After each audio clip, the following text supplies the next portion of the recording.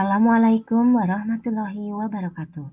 Perkenalkan, saya Eli Trisusiani, guru SMK Kesehatan Bina Karya Medika, calon guru penggerak Angkatan 7 dari Kabupaten Ponorogo. Perkenalkan juga Bu Lilis Marsyawati MPD sebagai fasilitator dan Bu Nancy Lucida MPD sebagai pengajar praktik.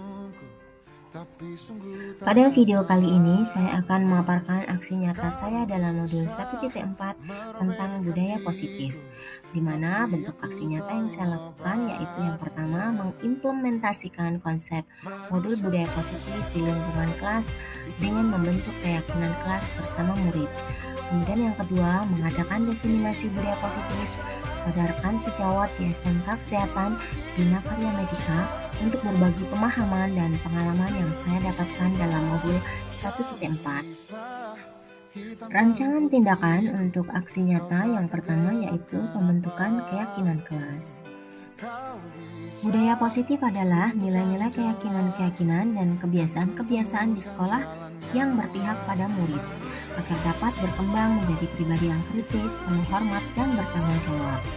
Sehingga latar belakang yang saya ambil dalam aksi nyata ini adalah yang pertama, menumbuhkan budaya positif dan karakter baik di lingkungan sekolah. Kemudian yang kedua, murid tidak suka peraturan karena selama ini jika mereka melakukan pelanggaran maka akan mendapatkan hukuman dan cenderung akan mempermalukan dirinya. Sehingga melalui kesepakatan antara guru dan murid, murid akan merasa terlibat dan bertanggung jawab sehingga tercipta karakter yang positif. Tujuan aksi nyata saya yang pertama yaitu menumbuhkan budaya positif dan karakter baik di kelas. Kemudian yang kedua, mewujudkan pembelajaran yang berpihak kepada murid. Yang ketiga, mendidik sikap murid yang mandiri, kolaboratif, dan bertanggung jawab. Kemudian yang keempat, menumbuhkan merdeka belajar dan kebahagiaan belajar bersama kesepakatan kelas. Sebagai tolok ukur dalam aksi nyata kali ini adalah yang pertama, terbentuknya keyakinan kelas melalui kegiatan kesepakatan kelas yang dilakukan guru atau wali kelas dan siswa. Kemudian yang kedua, siswa mampu menerapkan dan menjalankan keyakinan kelas yang telah dibuat. Yang ketiga, menumbuhkan rasa nyaman, aman bagi siswa, sehingga akan mampu mendorong siswa secara maksimal untuk mencapai karakter profil pelajar Pancasila. Patah tanganku, rebut senyumku, hitamkan putihnya hatiku, tapi tidak mimpi-mimpiku. Kau bisa lumpuhkan tanganku, tapi tidak mimpi-mimpiku. Kau bisa. Assalamualaikum warahmatullahi wabarakatuh. Waalaikumsalam warahmatullahi wabarakatuh. Disampaikan dalam budaya positif. Penerapannya hari ini akan membuat keyakinan kelas. Silakan kalian berkelompok, masing-masing kelompok akan berdiri dua ya, dua kelompok. Nanti kalian memberikan kesepakatannya. Memberikan masing-masing kelas. Nanti kalian berdiskusi dan menuangkan idenya.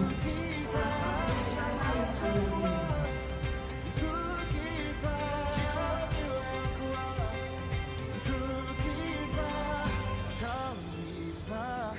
Hitamkan putihku, kau takkan gelapkan apapun.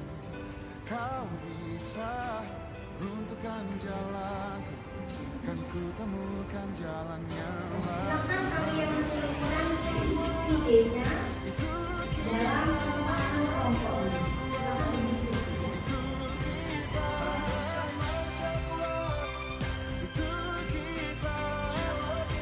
Teman-teman, dari diskusi yang kita lakukan tadi terbentuk keyakinan kelas. Antara lain, yang pertama adalah disiplin waktu dalam hal apapun.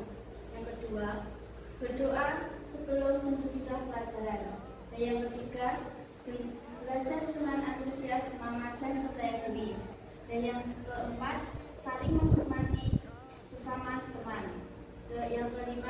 saling membantu dan bekerja sama. Selanjutnya, selalu menerapkan 5S: senyum, salam, sapa, sopan, dan santun. Selanjutnya, saling menjaga kebersihan dan keindahan kelas. Terus yang terakhir, selalu menghargai guru atau teman ketika berbicara. Keyakinan praktikum di laboratorium yang telah kita sepakati bersama yaitu yang pertama tepat waktu, yang kedua berdoa sebelum dan sesudah praktikum, dan yang ketiga memahami petunjuk praktikum, yang keempat menyiapkan jurnal praktikum, dan yang kelima selalu menjaga kebersihan laboratorium sesuai jadwal piket. Selanjutnya membuang sampah pada tempatnya, selalu menggunakan pelindung diri, selalu membawa kotak praktikum, mengganti peralatan laboratorium yang pecah, dan mengembalikan reagen. Baik anak-anak, setelah kalian tadi berdiskusi dalam kelompok, menuangkan idenya, kemudian kalian mempresentasikan kesepakatan kelas tadi di depan kelas. Keyakinan kelas ini akan kita terapkan dalam pembelajaran kita untuk 1 semester ke depan, dengan harapan agar pembelajaran di kelas kita menjadi aman, nyaman, dan menyenangkan. Sepakat ya anak-anak? Sepakat, Bu.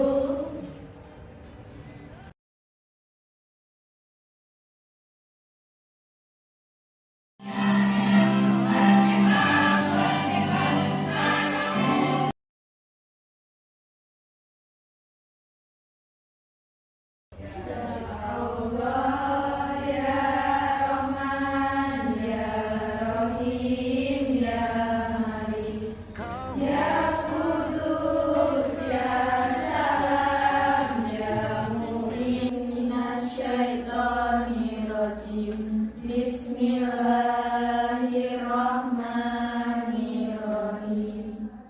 Yasin wal Qur'anil Hakim. Innaka laminal mursalin ala siratin mustaqim. Tapi tidak mimpi-mimpiku. Kau bisa merebut senyumku, tapi sungguh tak akan lama. Kau bisa merobek hatiku, tapi aku tahu obatnya. Manusia kuat, itu kita. Jiwa-jiwa yang kuat, itu kita.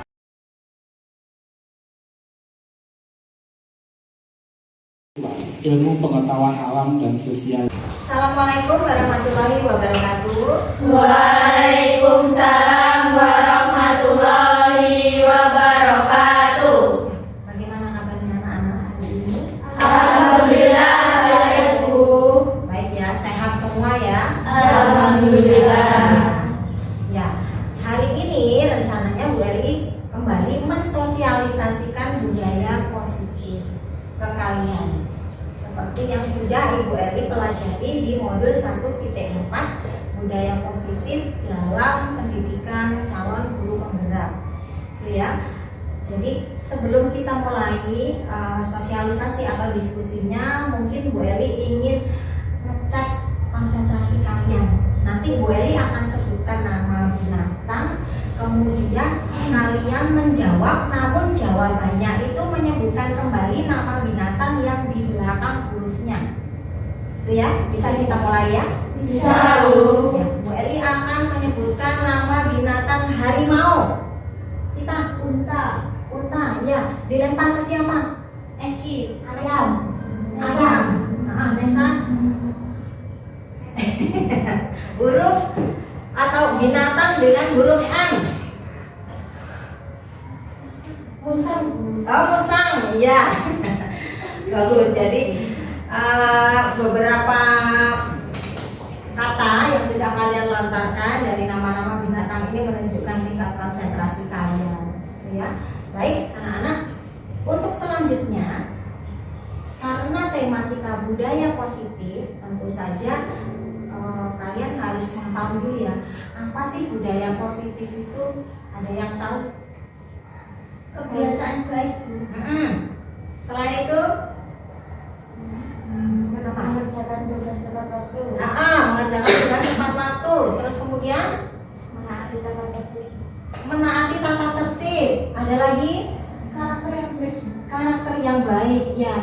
jawaban kalian itu betul ya. Jadi di sini budaya positif itu adalah perwujudan dari nilai-nilai atau keyakinan universal yang diterapkan di sekolah, dimulai dari kebiasaan-kebiasaan yang baik kepada warga sekolah sehingga tumbuh karakter-karakter baik. Nah, jadi karakter-karakter baik di sini ini yang membentuk sebuah budaya positif. Ya. Kemudian lanjut di sini contoh, misalkan Bu Eli berikan kata, satu kata disiplin misalkan. Yang ada di benak kalian itu apa disiplin itu? Ketaatan. Ketaatan, apalagi? Peraturan. Peraturan. Terus Tepat waktu. tepat waktu. Mungkin ada lagi Sanksi. sanksi. Nah, dalam kata disiplin ini seolah-olah ada ketidaknyamanan. Mungkin gitu ya. Ada ketidaknyamanan. Sehingga di sini kata disiplin itu dimaknai menjadi sesuatu yang dilakukan seseorang kepada orang lain untuk mendapatkan kepatuhan. Sehingga tadi seperti yang Bu Eli sampaikan, ada ketidaknyamanan. Contohnya misalnya begini, kalau kalian itu berangkat ke sekolah, itu kira-kira yang mendasari kalian mau berangkat itu apa kira-kira? Tanggung jawab. Tanggung jawab, benar. Nggak pengen, oh nanti biar aku dipuji Bu Eli aja, atau aku biar dapat sebutan siswa yang berprestasi misalnya, seperti itu. Adakah yang punya niat seperti itu? Insya Allah nggak ada ya. Jadi itu sudah bentuk dari tanggung jawab dari kalian. Berarti alhamdulillah, artinya disiplin positif ini mulai tertanam dari dalam diri kalian. Tidak hanya mengikuti peraturan dari sekolah, namun dari betul-betul motivasi intrinsik. Saatnya jam 8 bulan.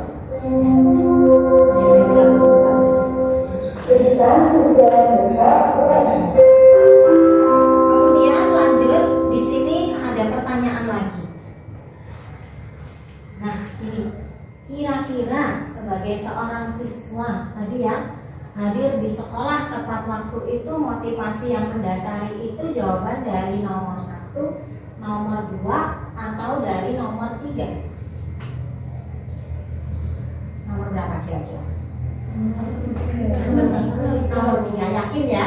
Iya.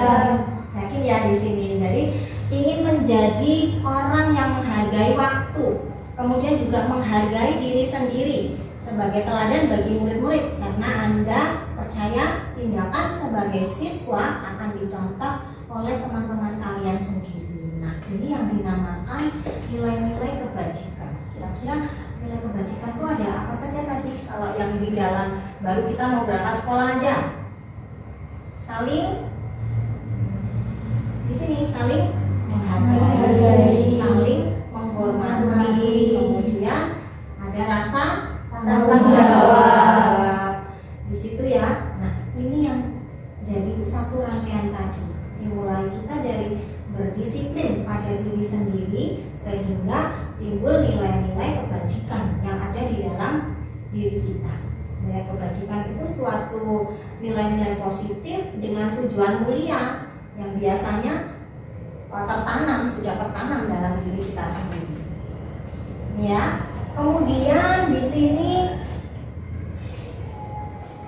sebelum masuk ke sini ya, jadi setiap orang itu pasti punya gambaran yang berbeda-beda.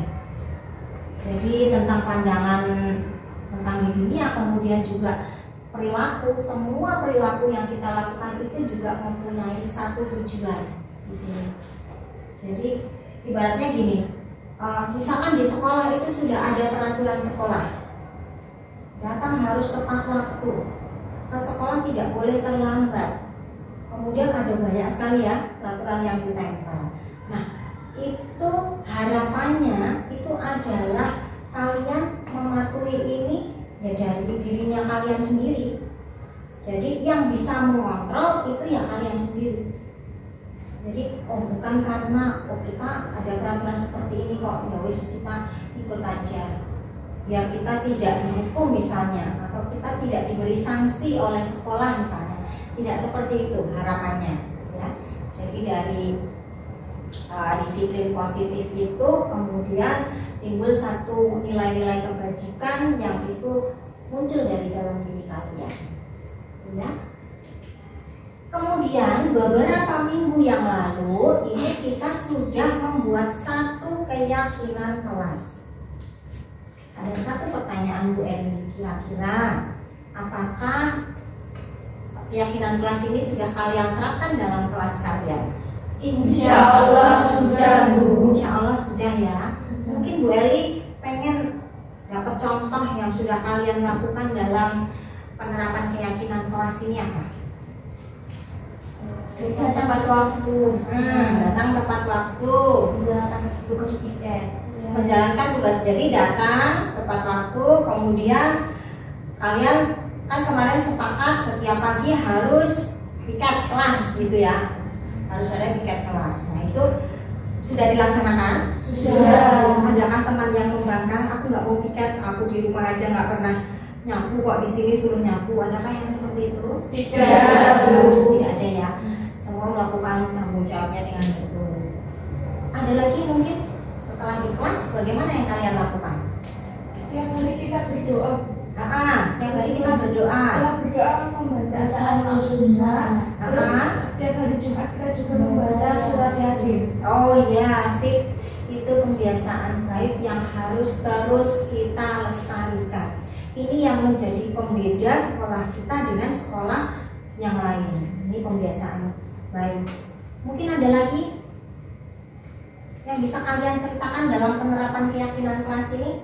Ketika kita makan di kelas, sampah-sampahnya nanti dibuang di luar di tempat sampah. Oh iya, dibuang di tempat sampah. Segera ya. Jadi habis makan, biasanya kalian kan istirahat terus beber makan bareng di kelas. Ya. Terus selain itu ada lagi nggak? Selain kebiasaan-kebiasaan baik itu, Mengikuti upacara setiap hari Senin. mengikuti upacara setiap hari Senin dan tentu saja menggunakan atribut lengkap. Jika pasti beberapa ada yang punya masalah juga ya dengan temannya. Misalnya ketika kalian Bu Guru kadang kan juga memberikan tugas itu secara berkelompok. Nah, di sini jika ada salah satu teman kalian yang melanggar keyakinan kelas, kan kita harus di salah satu keyakinan kelasnya kalian itu juga ada yang kata-katanya bersemangat dalam mengikuti pembelajaran, gitu ya. Nah, kemudian setelah dibagi kelompok, dalam kelompoknya ada salah satu siswa yang tidak mau mengerjakan tugas bersamanya. Bu Eli ingin tahu bagaimana kalian menyelesaikan masalah seperti itu. Mungkin ada yang bisa memberikan contoh menangani teman yang seperti itu seperti apa? Iya, Bu. Bisa? Iya. Biasanya Nesa, Bu. Oh Nesa, Iya, yang rada ganteng gitu ya? Iya. Nah, boleh Bu Eli lihat, nanti temannya juga melihat ya, mengomentari juga bagaimana kalau ada teman kalian itu yang tidak mau mengerjakan tugas itu seperti apa penanganannya. Boleh Bu Eli lihat ya? Nah, silakan. Kita pakai bahasa sendiri nggak apa-apa ya, Bu? Boleh pakai bahasa sendiri. Nesa, setiap berkelompok itu kamu jarang membantu kita mengerjakan soalnya. Kamu kenapa nggak pernah bantu kita main HP biasanya? Karena aku tuh kadang tuh nggak paham sama pelajarannya, terus sulit memahami pelajarannya gitu. Kan kalau sulit memahami kan bisa kita saling komunikasi. Kamu tanya ke aku juga bisa, nanti aku jelasin. Ya, maaf ya, selanjutnya aku akan introspeksi diri, terus akan menjadi lebih baik lagi. Jika aku kesulitan memahami tugas, aku akan berganti. apa-apa. Lain kali jangan diulangi ya Mas. Kalau ada apa-apa, kalau ada yang belum paham soal geografinya bisa ditanyain sama teman satu kelompok aja. Dia kirim aja. Iya, nggak apa-apa. Terima kasih, kita beri aplaus. Kalau kalian melihat cara Eki menyapa temannya atau mengajak ngobrol temannya, itu menurut kalian bagaimana? Ada yang bisa kasih komentar?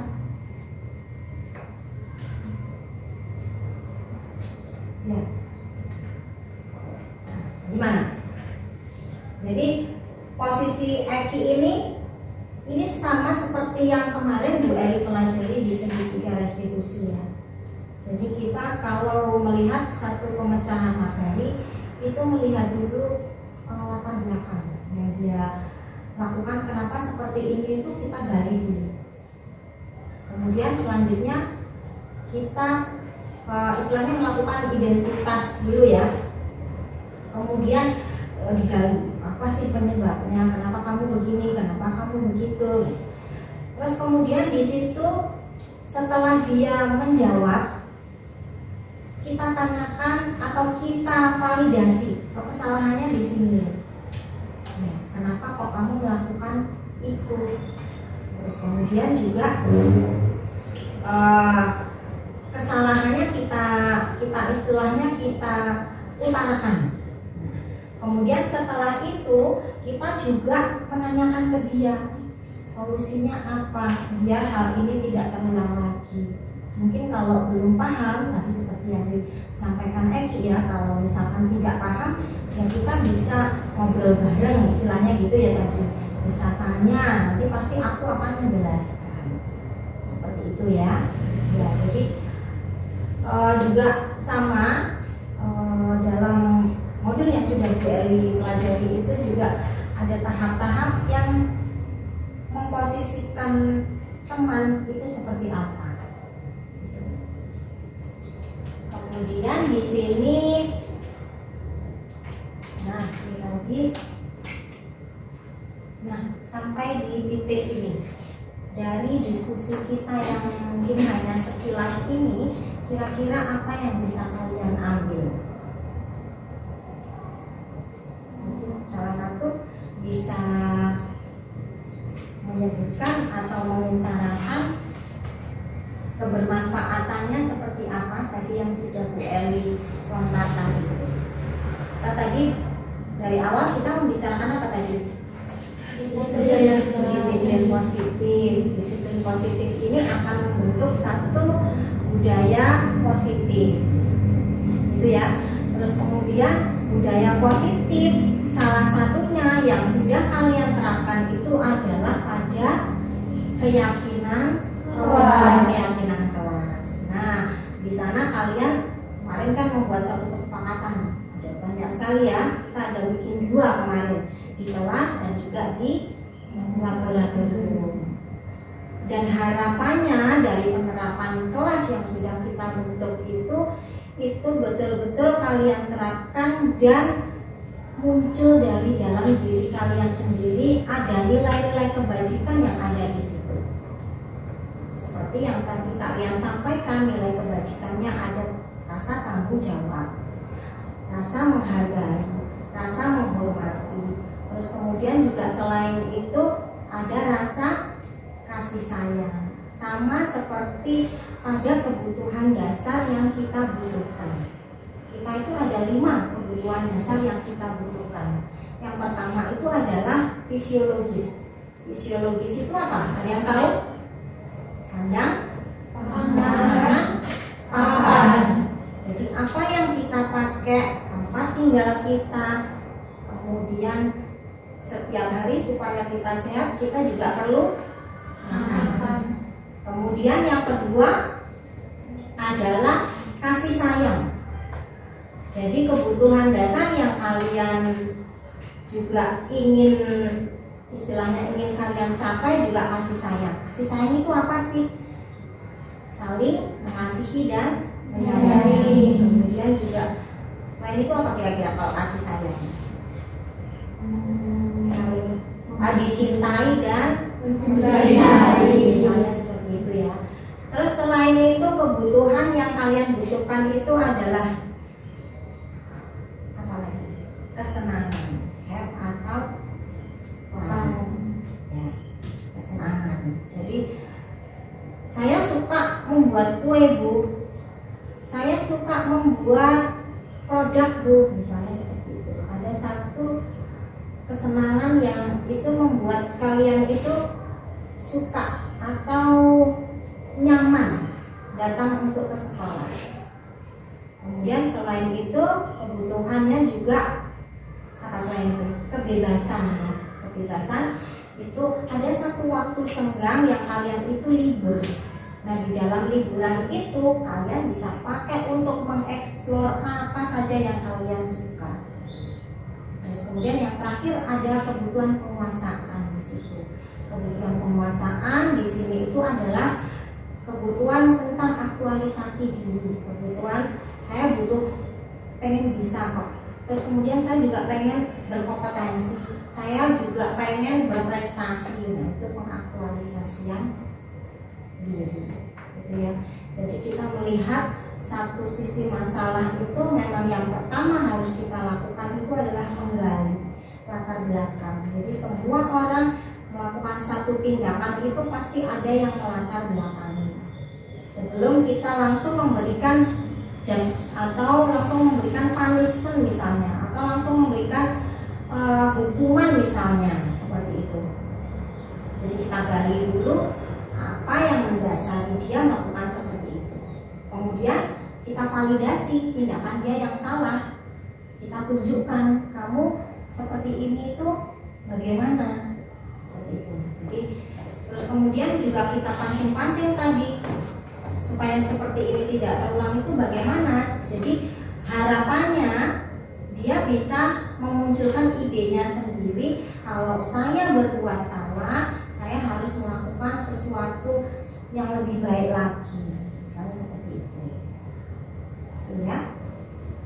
Kemudian ini mungkin ada yang bisa menyampaikan lagi satu aja dari yang silakan Ki. Dari sosialisasi yang saya peroleh hari ini dari materi ini yaitu sikap disiplin positif ini harus kita bentuk dari dalam diri kita sendiri sehingga muncul perilaku yang mencerminkan nilai-nilai kebajikan. Iya. Jadi harapannya dari diskusi kita yang sebentar ini mampu untuk menunjukkan kita itu sikap atau kepribadian yang itu betul-betul bukan dari luar, bukan hanya karena ya sudahlah saya mau melakukan ini karena memang itu sudah peraturan sekolah. Tidak seperti itu. Tapi harapannya bisa betul-betul itu dalam hati nurani kalian yang muncul, ya. Kemudian di sini ini Bu Eli ingin menanyakan sebetulnya itu tipe guru yang bagaimana sih yang kalian inginkan? Boleh salah satu sampaikan aja ke Bu Eli, ini juga untuk introspeksi untuk kedepannya seperti apa. Boleh, yuk salah satu. Pilih. Guru yang sabar, Bu, terus yang friendly gitu, tidak memilih-milih.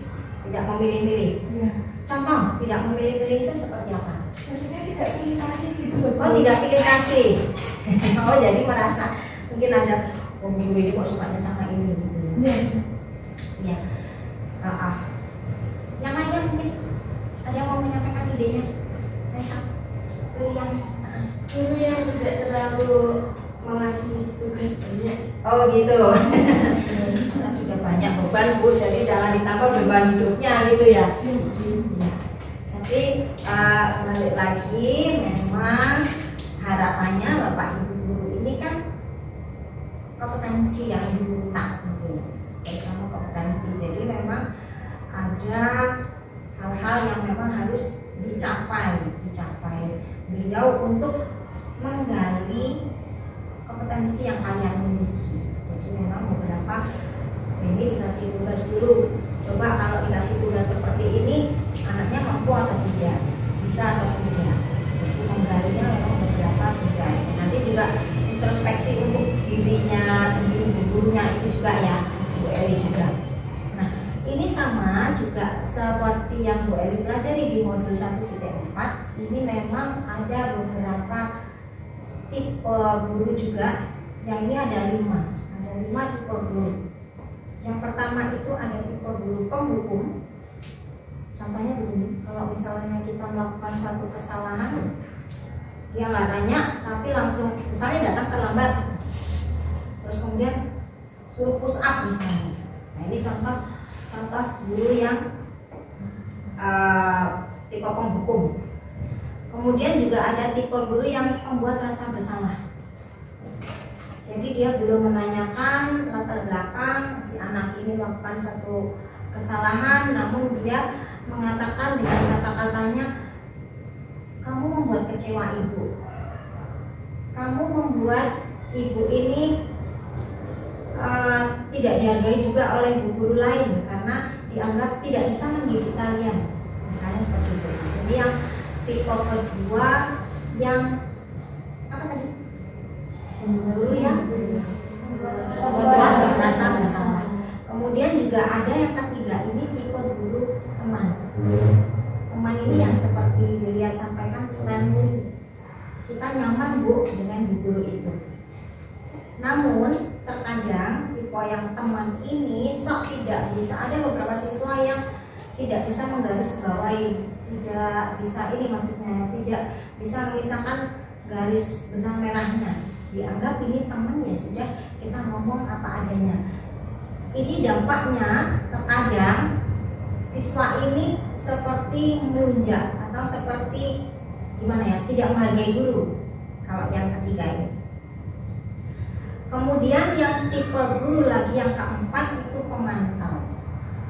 Jadi misalkan kalian melakukan satu kesalahan, itu beliau ya tidak memberi punishment atau tidak memberi hukuman, namun dia hanya memonitoring saja, melihat kalian, sikapnya kalian, namun juga tidak memberikan solusi. Jadi hanya dilihat saja, kenapa kamu, ya ditanyakan mengapa melakukan satu kesalahan, namun tidak sampai biar kamu tidak mengulang seperti ini tuh bagaimana, itu tidak sampai ke sana. Jadi hanya menanyakan saja, namun tidak ada tindakan yang istilahnya rembulan. Kemudian yang ideal ini memang sebagai posisi guru sebagai manajer. Jadi seperti yang sudah kalian lihat tadi, ketika kalian melakukan satu praktek dengan satu kasus yang ada teman yang tidak melakukan istilahnya bekerja sama dengan teman yang lain karena sudah dikasih tugas tapi dia abai gitu ya tadi ya. Nah ini tipe yang terakhir ini, yang manajerial ini, dia mulai menggali latar belakangnya siswa, kemudian juga menanyakan kenapa melakukan seperti ini, itu tujuannya apa, seperti itu. Terus kemudian juga dari situ dipancing-pancing supaya tidak melakukan kesalahan itu bagaimana, seperti itu. Dan muncul solusi sendiri dari anak yang tadi melakukan kesalahan. Nah itu, ini yang tadi posisi guru yang Bu Eli ceritakan, manajer. Jadi menyelesaikan masalah dari kasus anaknya itu sampai menemukan solusi, dan solusinya itu juga munculnya langsung dari hati nurani si anak. Gitu. Jadi memang harapannya di sini, misalkan kita melakukan satu kesalahan, itu kita juga bisa introspeksi, bisa muncul dari dalam diri kita sendiri. Ya. Nah, ini tadi yang kita ulas, nilai-nilai kebajikan itu sifat-sifat positif yang merupakan tujuan dari manusia atau individu, yang ini kita kenal dengan profil pelajar Pancasila. Ada 6 dimensi. Salah satunya beriman, bertakwa pada Tuhan yang Maha Esa. Kemudian berakhlak mulia. Kemudian selanjutnya ada mandiri, bernada kritis, berpedulian dengan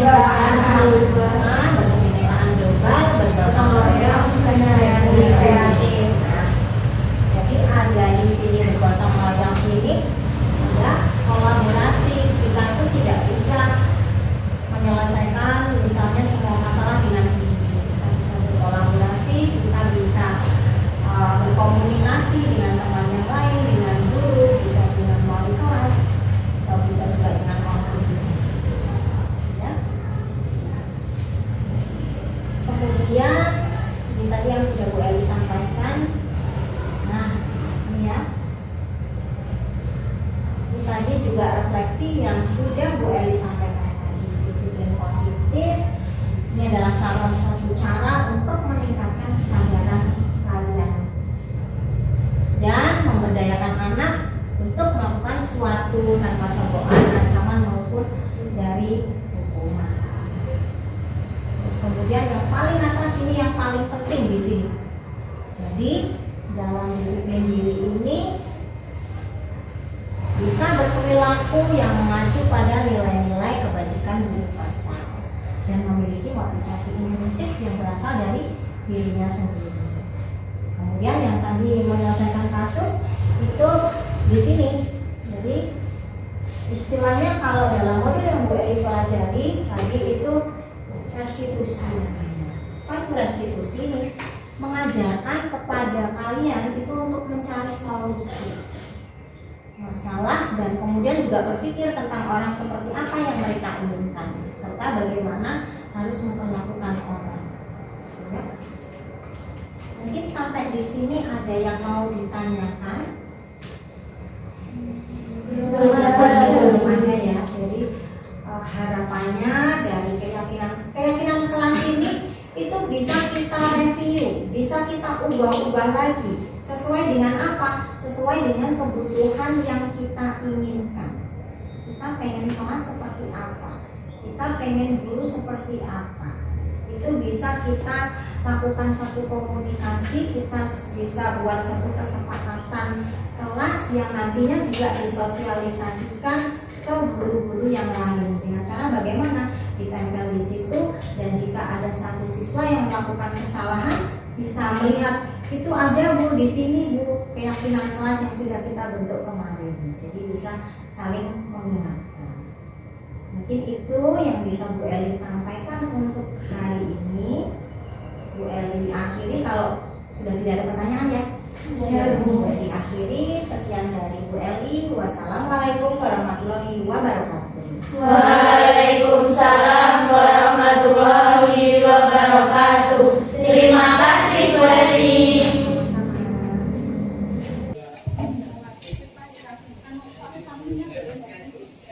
Satu dimulai dari Bapak Ibu. Saya mulai. Assalamualaikum warahmatullahi wabarakatuh. Selamat siang Bapak Ibu yang berbahagia.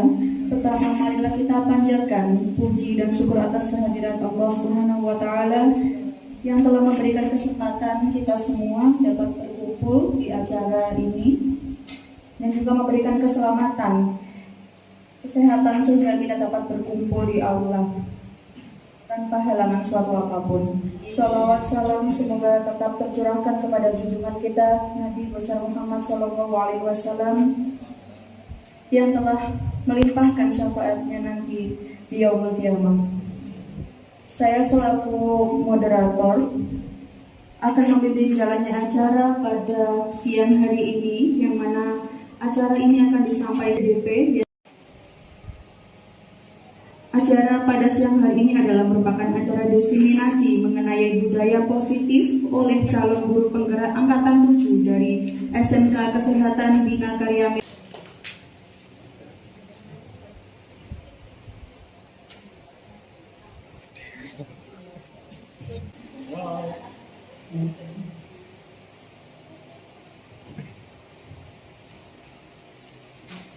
Bismillahirrahmanirrahim. Assalamualaikum warahmatullahi wabarakatuh.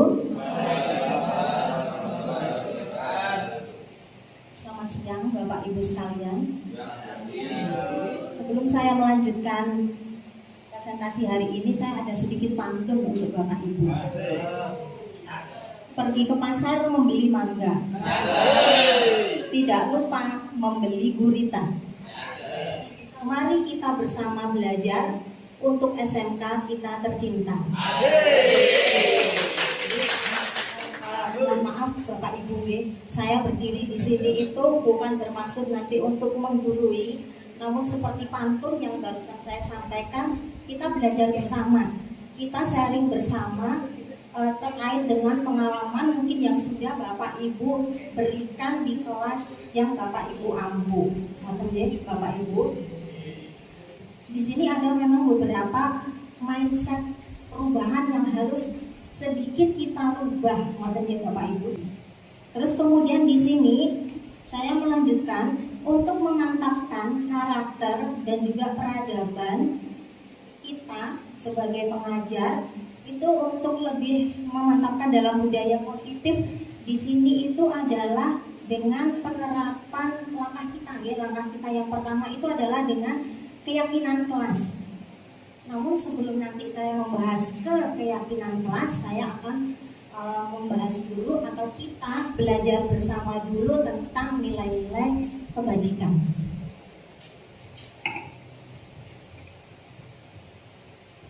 Jadi di sini saya nanti akan menyampaikan nilai-nilai kebajikan, kemudian pembentukan keyakinan kelas dan juga kebutuhan dasar manusia. Ya. Baik, mungkin Bapak Ibu, apa itu yang dimaksud dengan nilai-nilai kebajikan?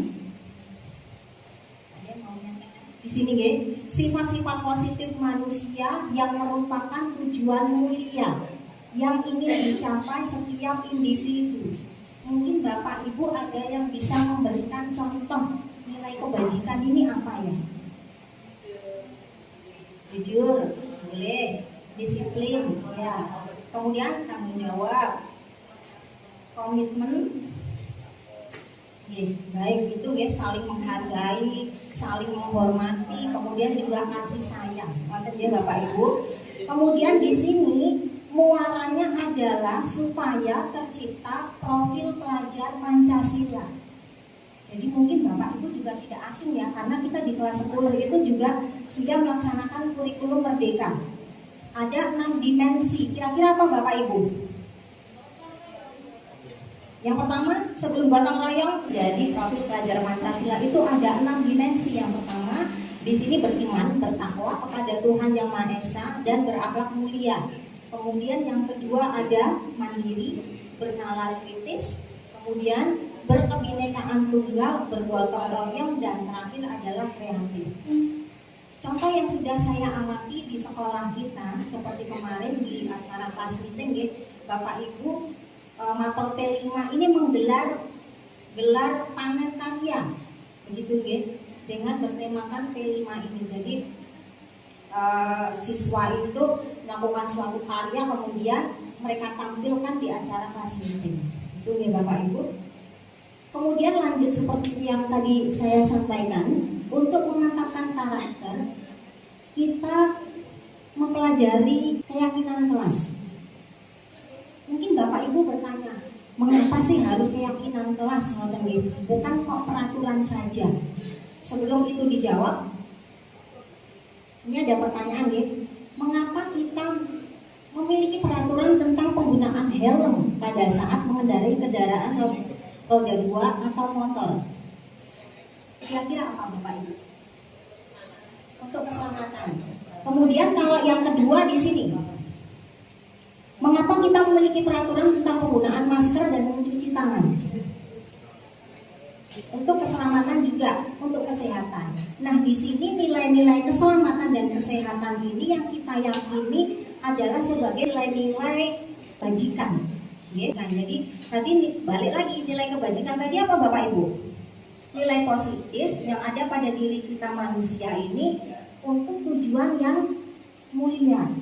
Jadi kalau misalkan kita melanggar, apa yang terjadi? Kira-kira ya konsekuensinya kita tanggung sendiri. Jadi misalkan kita tidak pakai masker di dalam kerumunan, artinya misalkan di situ terjangkit satu wabah atau virus, kita juga akan terkena. Jadi Bapak Ibu, jadi di sini motivasi yang ada di keyakinan kelas ini kita munculkan dari dalam diri sendiri. Jadi akan lebih tergerak dan bersemangat jika kita melakukannya itu betul-betul dari dalam diri kita sendiri, bukan dari paksaan atau dari luar atau ekstrinsi. Terus kemudian dilanjut di sini bagaimana pembentukan keyakinan sekolah atau kelas. Yang pertama lebih abstrak daripada peraturan. Maksudnya di sini kalau peraturan itu kan biasanya panjang dan dibuatnya adalah sepihak. dari sekolah membuat kemudian ditempel di sekolah dan anak mengerjakannya sesuai dengan apa yang diperintahkan, tidak bermakna. Ngoten nggih Bapak Ibu. Kemudian yang kedua, berupa pernyataan universal seperti yang tadi sudah saya sampaikan. Nilai-nilai universal ini betul-betul munculnya dari dalam diri sendiri supaya mereka bisa tergerak dan bersemangat untuk melakukannya. Kemudian dibuat dalam bentuk positif. Ini maksudnya sebagai contoh, misalnya ada anak membuang sampah sembarangan. Kalau dalam bentuknya peraturan, biasanya jangan buang sampah sembarangan. Namun kita ganti, kata-katanya menjadi positif. Kira-kira bagaimana Bapak Ibu? Buanglah sampah pada tempatnya. Seperti itu Jadi kita ubah kalimatnya menjadi bentuk yang positif.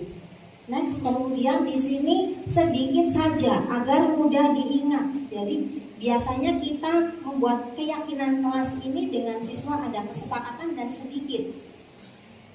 Sesuai kelasnya masing-masing, tidak perlu terlalu banyak.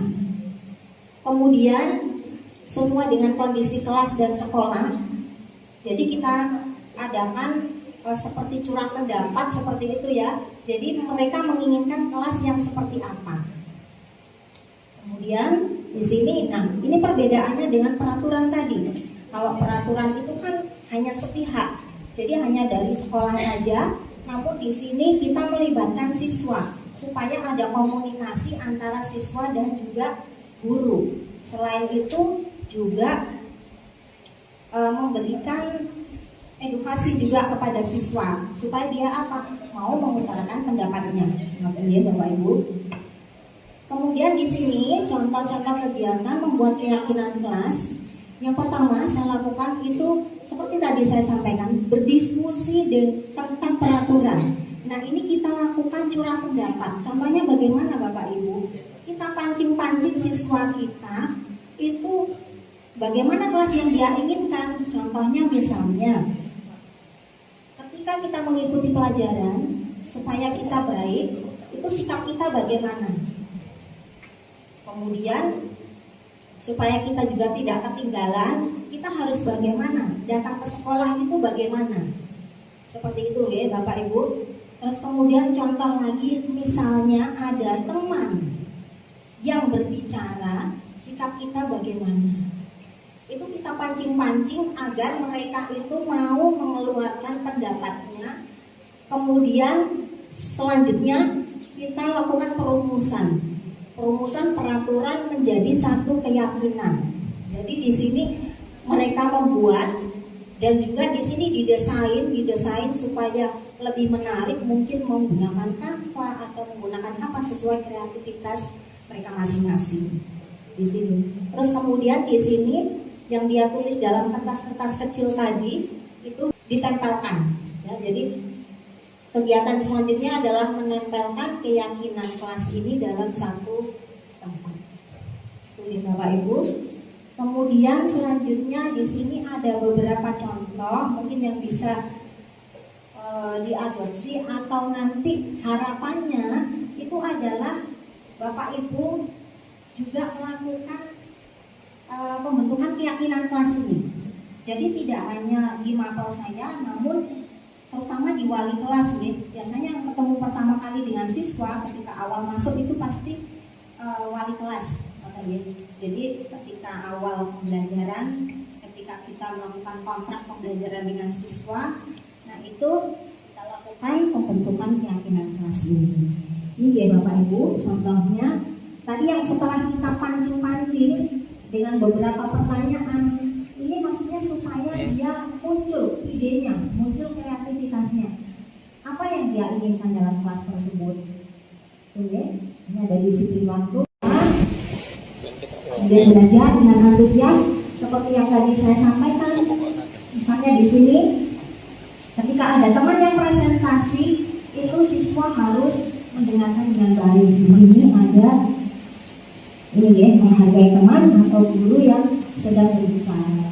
Di sini juga ketika bertemu dengan Bapak Ibu guru kita harus bagaimana? Di sini menerapkan 5S. Apa sih Salam, senyum, sapa, salam, dan sopan santun. Itu ya Bapak Ibu.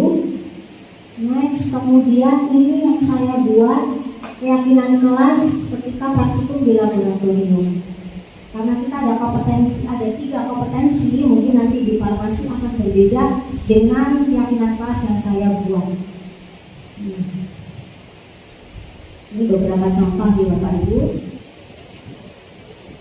Lanjut, kemudian tadi di sini ada satu lagi materi di Bapak Ibu. Belum ngantuk ya? Ya. Jadi tadi, ketika seseorang melakukan satu kegiatan, itu pasti ada yang mendasari atau yang melatar belakangi, yaitu adalah kebutuhan dasar manusia. Di sini ada 5 kebutuhan dasar manusia menurut modul pembelajaran yang saya pelajari di budaya positif ini di modul 134. Ini ada 5. Ini menurut Dr. William Glasser dalam teorinya The Choice Theory. Mungkin ini teman-teman perawat ini juga mempelajari ini, namun berbeda teorinya. Yang pertama itu adalah bertahan hidup atau survival. Di sini kebutuhan hidup yang berhubungan dengan apa Bapak Ibu? Makan, minum, tempat tinggal, kesehatan, gitu ya. Kemudian yang kedua kasih sayang dan rasa diterima atau love and belonging. Di sini kebutuhan yang berhubungan dengan psikologis. Jadi disayangi dan menyayangi, kemudian dihargai dan menghargai, kemudian juga rasa diterima di mana? Di dalam kelompok, di dalam kelas seperti itu. Kemudian kebutuhan yang ketiga yaitu kekuasaan atau power.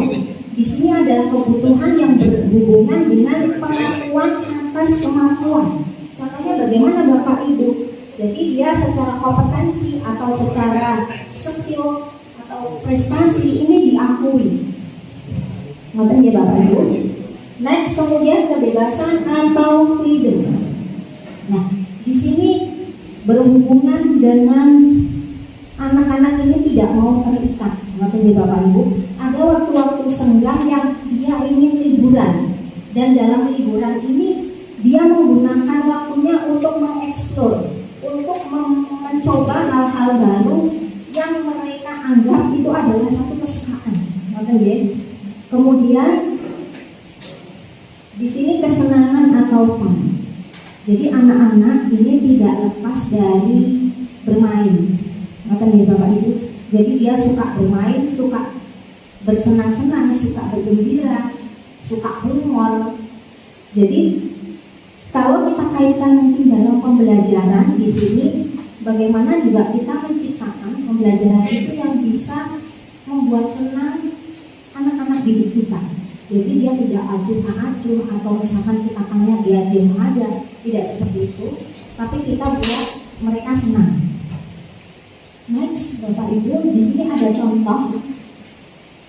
Ada contoh seorang anak yang bernama Dimas. Dia di akhir pekan dia belajar menyetir mobil. Sampai akhirnya dia bisa dan lancar. Kemudian ibunya bertanya. Di sini deh. Dimas, apa yang membuat kamu itu bisa menyetir mobil? Ini ada beberapa jawaban dari Dimas ini yang nanti coba Bapak Ibu analisis ini masuk kebutuhan dasar yang mana. Next ya.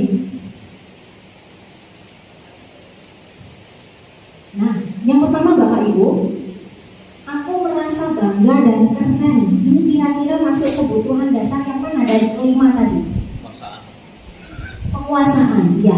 Jadi ini kebutuhan tentang skillnya dia, tentang pengaktualisasian diri, dihargai, dihormati. Jadi kompetensinya gitu ya. Kemudian yang kedua, dia bisa jalan-jalan naik mobil sama teman-teman. Ini kira-kira kebutuhan dasar apa? Jadi di sini kebebasan. Jadi dia mengeksplorasi dirinya untuk bisa mencoba-coba hal-hal baru. Kalau biasanya ke sekolah naik motor, ini sesekali naik mobil. Itu satu kebebasan. Terakhir, menyetir mobil itu seru. Kira-kira ini kebutuhan dasar apa Bapak Ibu? Jadi senang. Bisa menyetir mobil itu seru. Jadi anak-anak itu kembali tadi seperti di teori kebutuhan dasar, bahwa anak-anak itu adalah suka bermain dan suka bersenang-senang. Mungkin itu yang bisa saya sampaikan ya Bapak Ibu. Ada sedikit pantun juga penutup biar tidak ngantuk, sepertinya sudah agak loyo ya. Beli es degan campur selasi, beli sirsat di Jalan Jawa. Cukup sekian dan terima kasih. Semoga bermanfaat untuk kita semua. Terima kasih Bapak Ibu. Monggo silakan dilanjut untuk Bu Sri.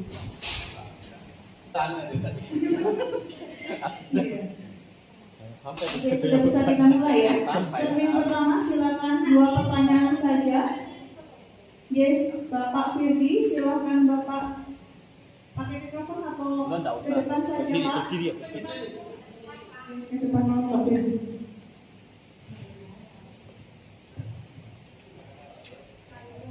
Kebetulan ke Bu Sri Mawar, karena yang masih fresh tadi ya. Kalau yang lain sudah nggak fresh tadi. Kita tidak boleh menjas dan kita juga harus menggali kepada siswanya ketika dia melakukan kesalahan dan seterusnya, biar dia nanti ada perbaikan gitu ya. Nah, masalahnya bukan masalah, tantangannya di sini di SMKPKM bagaimana misal jika siswa tersebut ketika kita ajak bicara, kita ajak omong terkait itu tadi kesalahannya dia, ingin kita menggali dan seterusnya, tapi anaknya tidak paham, gak mudeng, dan ketika dia ngomong kita pun jadi gak mudeng. Nah, jadi tidak ada komunikasi interaktif yang baik gitu ya. Nah, itu sudah terjadi di farmasi kemarin dan di sekarang di perawatan. Nah, bagaimana itu mengatasi itu tadi komunikasi yang tidak efektif yang terjadi ketika kita mau melakukan hal seperti itu. Saya jawab sambil berdiri, teman-teman. Pertanyaannya sangat luar biasa dari Pak Firdi. Sebenarnya saya sendiri secara pribadi pernah mengalami hal yang seperti itu. Dulu tuh saya sampai dulu sebelum saya ikut guru penggerak itu ya saya stres otomatis ya. Waduh, ini harus saya tangani dengan cara yang bagaimana? Ternyata setelah saya mengikuti guru penggerak dan mempelajari modul 1.4, memang kita cenderung tidak melaksanakan posisi kontrol di guru itu secara benar. Kadang kita merasa, yo aku benar, kamu salah, kan gitu. Kita sebagai guru itu merasa paling benar, seperti itu. Kadang solusi itu kita yang menawarkan. Nah, kalau anak tidak bisa diajak komunikasi, itu memang jadi tadi posisi kontrol guru itu tidak bisa dilakukan secara bersamaan. Contoh misalkan saya jadi teman, jadi pemantau, itu ya oke lah, agak nyambung. Tapi kalau kita jadi teman sama penghukum kan nggak akan bisa seperti itu. Jadi memang posisi manajer itu yang paling pas lah seperti itu. Tapi dengan segitiga restitusi yang utuh atau tepat. Jadi mungkin selama ini kita sudah melakukan segitiga restitusi, cuma belum secara utuh seperti itu. Bagaimana cara mengajak komunikasinya? Kan kita harus tahu karakteristik siswanya duluan. Kalau dia tipikal yang akan diajak omong, diajak komunikasi yang baik, ya kita harus memahami. Oh, karakter siswa ini susah diajak omong, kita berarti berposisi sebagai teman dulu. Kita memposisikan diri sebagai teman, kita ajak ngobrol. Ya, ojo langsung ke kesalahannya. Jadi ya diajak ngobrol apa gitu, dipancing-pancing dulu, misalkan seperti itu. Baru kemudian posisi manajer itu bisa kita lakukan dengan proses segitiga restitusi yang utuh. Jadi tidak terpotong. Saya ingat, saya itu ada pertanyaan di salah satu modul 1.4 Mas ya. Itu apakah Anda sudah melakukan segitiga restitusi kan gitu? Saya jawab, saya sudah, tapi saya belum melakukannya secara utuh. Saya hanya, saya menstabilkan identitas, memvalidasi kesalahannya, tapi saya lupa menanyakan keyakinan. Saya memberikan solusi kepada anak, tanpa anak tahu solusi ini bukan dari dirinya. Nah, sekarang kita waktunya berubah. Kita harus bisa, solusi yang bisa kamu tawarkan itu seperti apa? Seperti itu. Jadi sekali lagi kalau anak tidak bisa diajak komunikasi, ya alon-alon dulu kita berposisi sebagai teman, baru nanti posisi yang lain kita masuk ke sana, seperti itu. Mungkin bisa ditambah menambahkan dari Bapak Ibu. Jadi ketika memang siswa-siswa kita ini ada yang bermasalah, itu pastinya yang harus kita lakukan itu adalah pendekatan secara personal. Kita ajak ngomong dia dari hati ke hati, ngoten ya Bapak Ibu. Kemudian tadi sudah juga disampaikan oleh Bu Sri. Jadi kalau kita tidak bisa mengatasi sendiri, kita berkolaborasi dengan siapa? Ya rekan sejawat kita, misalnya dengan guru BK kita dulu. Kita ajak ngomong untuk mencari solusi kalau anak seperti ini itu bagaimana. Kemudian selain itu juga kita harus berkolaborasi dengan orang tua juga. Jadi mengajak ngobrol kebiasaan dia itu di rumah bagaimana, agar supaya kita itu juga ketika di sekolah itu tahu betul karakternya anak seperti apa. Terus kemudian kalau semuanya mentok, ya kita balik lagi, kita harus berdoa, mendoakan anak-anak atau peserta didik kita supaya bagaimana dia lebih baik lagi. Ngapain ya Bapak Ibu, itu mungkin senjata kita yang andalan yang terakhir untuk supaya peserta didik kita itu menjadi lebih baik lagi. Mungkin bisa bukan.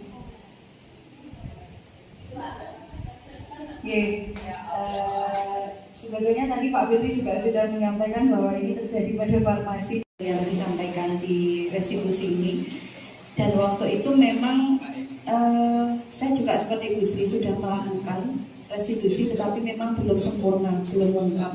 Artinya pada saat itu saya hanya mencari apa sih sebetulnya ini yang dimaksud nanda kan Pak ya?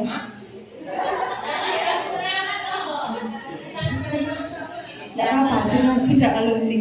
Jadi sebetulnya kami pun juga, saya kolaborasi dengan teman sejawat dari tim produktif menanyakan sebetulnya kenapa sih kok dia sulit sekali diajak komunikasi yang baik. Nah kita sampai ke home visit ke rumahnya juga beberapa kali, dan betul yang disampaikan Bu Eli bahwa peran orang tua dan juga wali kelas wali kelas ini juga luar biasa, apalagi kakongnya mumet sambunan. Waktu itu memang ya harus ada kolaborasi, baik itu guru BK juga sama, dan terbukti memang restitusinya belum lengkap, belum ada menanyakan keyakinan kelasnya juga belum ada, masih divalidasi identitas sama tindakan yang salah. Namun akhirnya sedikit banyak sudah berubah. Kemarin juga sudah lulus sampai di lulus SMK, sehingga kembali lagi bahwa tidak bisa dilakukan sendiri, namun ada kolaborasi dari beberapa pihak. Terima kasih. Sudah dijawab dari 3 narasumber langsung, Ribon Pak Firly. Sudah puas dengan jawabannya? Ya. Masih ada satu pertanyaan lagi untuk termin pertama, monggo Bapak Ibu yang di belakang supaya tidak ngantuk ya. Monggo Pak Haryadi, mungkin ada pertanyaan atau mungkin Bu Devi. Monggo Bu Devi. Jawabannya ini.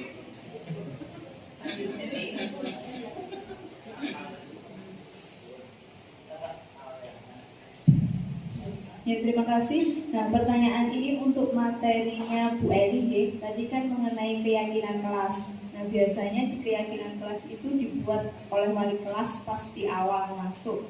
Nah, itu kan biasanya keyakinan kelas itu terlambat atau melanggar sesuatu. Nah, itu kan akan mendapat hukuman A, B, C, nah seperti itu.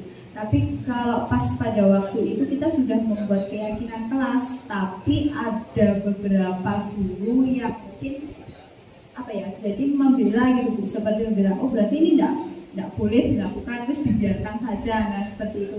Nah itu bagaimana untuk cara mengatasinya? Terima kasih.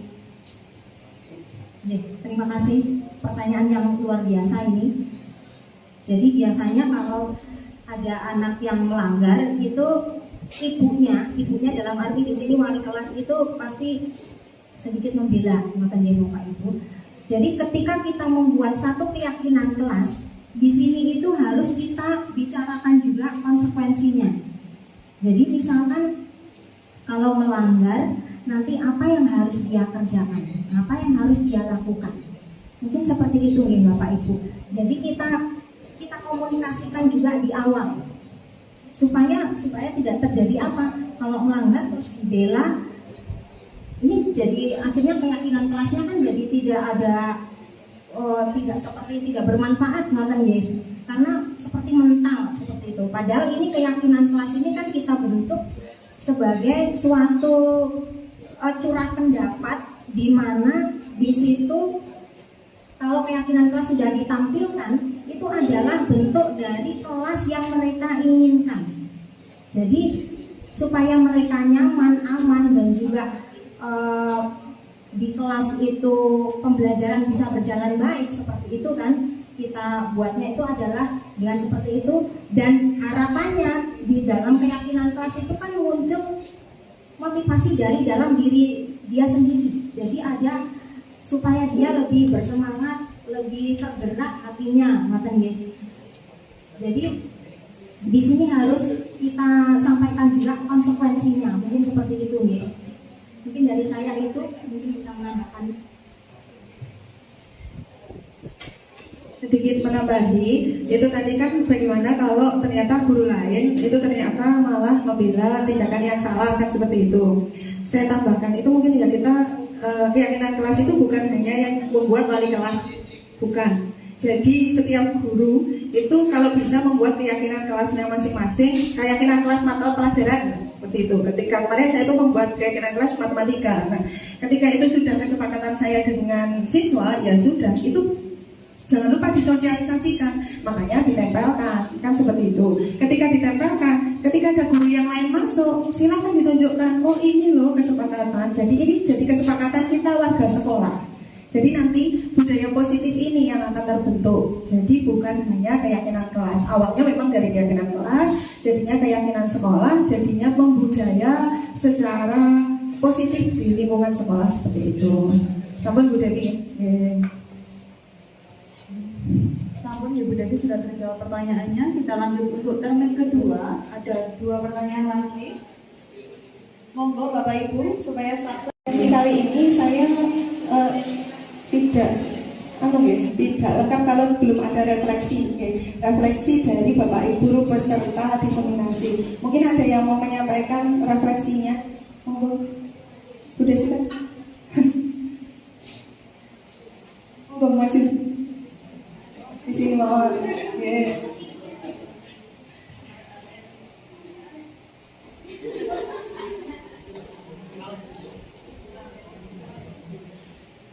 Terima kasih. Di sini saya akan merefleksi dari hasil diseminasi dari penyajian pemateri, yaitu kegiatan pembelajaran itu harus diciptakan dengan rasa aman dan nyaman, dengan penerapan budaya positif dengan tujuan di mana dapat membentuk karakter siswa. Terima kasih, tepuk tangan untuk Bu Desita. Terima kasih. Di sini saya tutup dari pemateri dulu ya Bu. Terima kasih atas perhatian Bapak Ibu semuanya. Terima kasih juga sudah memberikan banyak dukungan kepada kami dalam mengikuti guru penggerak. Tanpa panjenengan semua tidak mungkin kami ketika di sini dapat menyampaikan diseminasi dan menyelesaikan program guru penggerak. Sekali lagi semangat juga untuk guru-guru lain yang sedang proses untuk mengikuti guru penggerak. Saya tidak mau kalah tapi sama Bu Eli tadi kan menyampaikan pantun. Saya juga sedikit puisi, aduh puisi buatan sakit. Nah, yu painem dasarnya kecantol cendelo. Cukup semanten atau kaulo. Nah, nonton reok para gone kanton sigra. Terima kasih, salam guru penggerak. Terima kasih, assalamualaikum warahmatullahi wabarakatuh.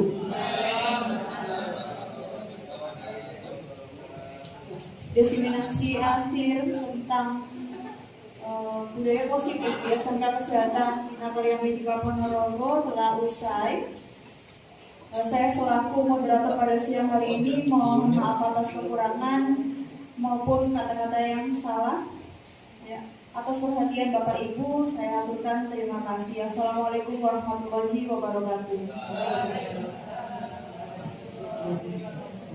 Sebelumnya Bapak Ibu dimohon tidak keluar dari ruangan ini terlebih dahulu ya, karena akan ada sesi foto-foto. Akan ada sesi foto-foto bersama.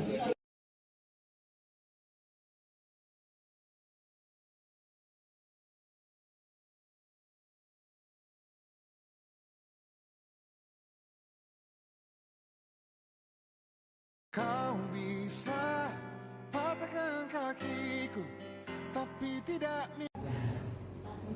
Assalamualaikum warahmatullahi wabarakatuh. Saya Reva, saya dari kelas 12 LM. Di sini saya sudah membuat keyakinan dalam kelas dan juga sudah disepakati secara bersama. Bagi saya, kegiatan ini adalah hal yang sangat menyenangkan. Dan harapan saya, semoga dengan adanya kesepakatan ini dapat membangun lingkungan dan karakter yang positif ke depannya. Terima kasih. Assalamualaikum warahmatullahi wabarakatuh. Perkenalkan, nama saya Fira Putri dari kelas 12 PLN. Setelah membuat keyakinan dan kesepakatan kelas kami menjadi siswa yang saling menghargai, menghormati, dan terbentuk rasa tanggung jawab atas sesama teman. Assalamualaikum warahmatullahi wabarakatuh. Assalamualaikum warahmatullahi wabarakatuh. Perkenalkan, nama saya Ferdi Agrisanto. Saya sebagai guru produktif di SMK Kesehatan Bina Karya Medika Ponorogo, sekaligus sebagai wakil kurikulum. Di sini saya akan memberikan kesan terkait dengan diseminasi budaya positif yang sudah disampaikan Ibu Eli Trisusiani. Menurut saya budaya positif itu penting bagi sekolah karena ini bisa menjadi ciri khas bagi sekolah tersebut sehingga dapat dikenal di masyarakat luas itu untuk ke luarnya dan ke dalamnya. Budaya positif ini bisa memberikan sebuah dampak yang baik bagi sekolah, terutama bagi warganya. Kemudian terkait dengan diseminasi yang disampaikan oleh Bu Eli, itu kemarin terkait kegiatan keyakinan kelas dan kebutuhan dasar manusia pada siswa. Menurut saya itu adalah materi yang bagus karena dengan demikian siswa itu akan lebih memahami tentang bagaimana mengelola di kelas, sehingga bisa nanti tercipta pembelajaran yang efektif, menyenangkan, dan sesuai dengan kemauan dari siswanya. Mungkin seperti itu yang bisa saya sampaikan. Good job Bu Eli, semoga di berikut-berikutnya bisa menjadi lebih baik lagi. Demikian aksi nyata saya dalam hal positif